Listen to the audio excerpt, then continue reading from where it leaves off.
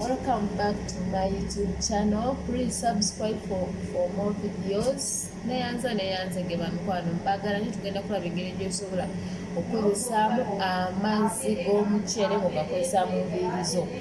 So kati tufunye ekikebe kyaffe kino wamu n'eno baweri. Osobola okwoza guno omuceere. First step, olumala okwoza amazzi gali n'ogayiwa bw'oba osobodde oba oyagadde kale n'oyiwa mu kino ekikebe n'oteekamu omuceere n'okozesa mutono kale okozesa gogenda okufuma kati zenga nagateekamu oba osobodde osobola oganaabisiza oba osobodde osobola oganaabisizaawo enkya kikyekyo kati n'osaanikirako then enkya amazzi agavaamu n'ogateeka mu nviiri. Step eyokubiri osobola okufumbako omuceere tuteekamu munnyo tuteekamu anything just n'otokosaako obutokosa amazzi agavaamu bwe gawola n'ogateeka mu nviiri zate buli ogateekamu olina okukola ki okusibako ekiveera oyayogera emabega temufaako omutwe byayogera ku simu. Kati tugenda kwoza omuceere gwaffe nekitegeera amazzi ago agasooka bw'ogwoza osobola okugayiwa kitegeera oba osobodde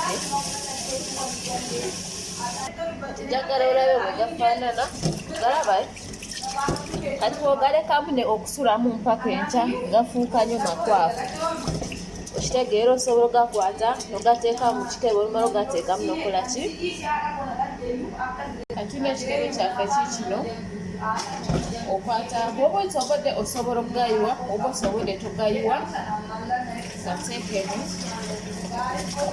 saanikirako teekamu omuceere gwo saanikirako deni ekyokola ki ekyokozesa oba osobodde osobola ogayiwa kale 3 steps 3 atasobodde mukwano osobola komentingako kati ogalaba ge gano osobola ogalekamu enkya ekiro bw'oba tobuyaga tosobodde gafumbako galekemu lunaku lulamba nga wogutaddemu leero enkeera gajjeemu teeka mu nviiri zo sibako akaveera. Step eyo mbadde ngiragambyeko ey'okufumbako gakuza bulungi enviiri gazifuula soft bw'oba osobodde osobola ogagatamu ne olive oil bw'oba tosobodde it's okay. So mukwano subscribe for more videos ate bw'oba osobodde nga kati nga tolina budde bukumba okitegeeko omwala bayinza okulaba nga olina gy'ogateresa ate nawo nebifuuka olutalo osobola ogozaamu nga bw'olabye kati bwengozezza n'ogulekawo like nga 1 hour n'ojjamu gano amazzi n'ogenda n'okola ki n'ogenda n'ogateeka mu nviiri gayambako enviiri okula mangu gayambako ne hair growth ekitegeera bamukwano tufe ku nviiri zaffe ojja kuddayo Uganda anti bamanyi nti ffe bakadamu tetugenda mu saaluuni oba ojja kuddayo Uganda mwana ng'enviiri zo bw'ogenda mu saaluuni ne bazinyiriza nga buli omu azengoma so bamukwano tulemwe kubeera abagayavu ku nviiri zaffe. Ekitiibwa ky'omukazi endabikayo oba omaze okuzinaabamu tozirekayo bwezitunga bwe ziri osobola akatutwa kati mulanze munaansimuddeyo bino ebiswayiri ngenda gakozesa era sometimes ngakozesa naye mbadde sinafuna budde bukola ki bukola ku vidiyo simanyi oba muntegedde kati oyinza okugalaba bwe gafaanana mulaba kati gawaito galekamu like 1 hour noteeka mu nviiri bw'oba toyagala ate bayirawo kimbadde naliro bagamba bw'okozesa gano amaaso oba onaaba mu nviiri tonaabamu na shampo just naabamu n'amazzi gennyini mu kinaabiro okozesa gano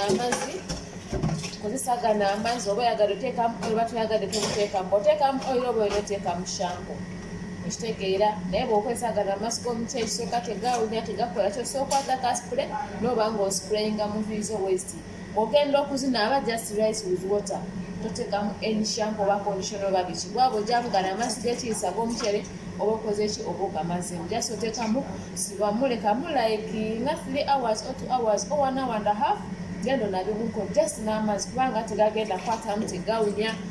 So bamukwano basaba musubscribing for more videos video endala zikyajjamu nansonyiwa okubula munnange emirimu giba gikyankutemu. You can share my video, you can comment, you can like. God bless you. Mukama abampeera omukisa mwena abasubscribinze ku video yange ku YouTube channel yange bambi Mukama abampeere kye musinga okwagala. Bye bye. Atategedde ojja kukomentingako wano oba tosobodde commentinga sindika waawe namba yo ngiteeke ku WhatsApp group yange eya Kadamba Natural Hair Maintain. Bye bye, I love you. Please subscribe. Kati gano gateekamu nga bwe mulabye awo si ekyo. Bye.